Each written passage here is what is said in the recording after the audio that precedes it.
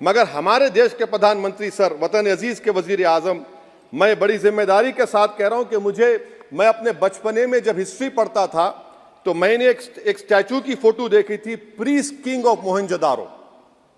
ऐसा लगता है कि वैसा ही लग रहा है कि प्रधानमंत्री नहीं है बल्कि पुजारी सम्राट बन चुके हैं वो। और मैं क्यों कह रहा हूं कि हमारे सदर जमहूरिया ने कहा था कि 22 जनवरी एक तारीखी दिन है, बिल्कुल तारीखी दिन है। 22 जनवरी की बुनियाद 6 दिसंबर 92 को रखी गई। 22 जनवरी की बुनियाद 86 में ताले खोलकर रखी गई। 22 जनवरी की बुनियाद जीबी पंत ने रखी थी, इसीलिए तारीखी दिन है।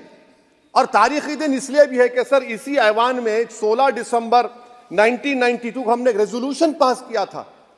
आप बताइए कि आज इस मुल्क में चाहे कोई सेकुलर पार्टी का हो या जो भी हो, वाले सब सेकुलर है, बुरा मैं हूं, किसी में हिम्मत नहीं है कि 6 दिसंबर की बात की जाए। और वो तारीखी दिन इसलिए भी है सर, इंसाफ करने वालों में एक एनसीएलटी के चेयरमैन, एक गवर्नर और एक नामजद शुदा रुकने पार्लियामेंट बैठे हुए थे। अब आप बताइए मेरे पास बचा क्या है? बचा यह है कि आर्टिकल 32 बचा है जिसको बाबा साहब अम्बेडकर ने दिया। आज मुल्क के 17 करोड़ मुसलमान भारत के वजीर आजम पर एतमाद भरोसा नहीं करते, बिल्कुल नहीं करते, बता रहा हूं, खुल के कह रहा हूं। अगर आप आर्टिकल 32 का ड्यू प्रोसेस ही खत्म कर देंगे तो फिर मेरे पास क्या बचेगा सर? क्या बचेगा? मैं तो यहां खड़े होकर वो सुप्रीम कोर्ट के मायानाज बेबाक वकील दुष्यंत दवे की तरह तो नहीं कह सकता। मुझे आज भी रूल ऑफ लॉ में भरोसा है, मुझे आज भी कानून पर, संविधान पर भरोसा है, मगर ड्यू प्रोसेस तो फॉलो होना चाहिए। ड्यू प्रोसेस फॉलो नहीं हो रहा।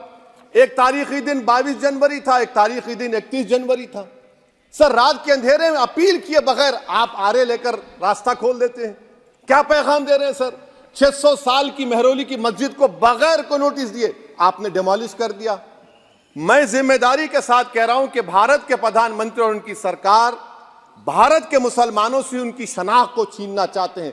ख्वाजा अजमेरी के आस्थाने पर चादर बिछाइए, मगर आप जो चादर मुझसे छीनना चाह रहे हैं, मेरी मस्जिद है, आप हर मस्जिद को छीनना चाहते हैं। आप बताइए 17 करोड़ मुसलमानों को क्या पैगाम दे रहे हैं आप?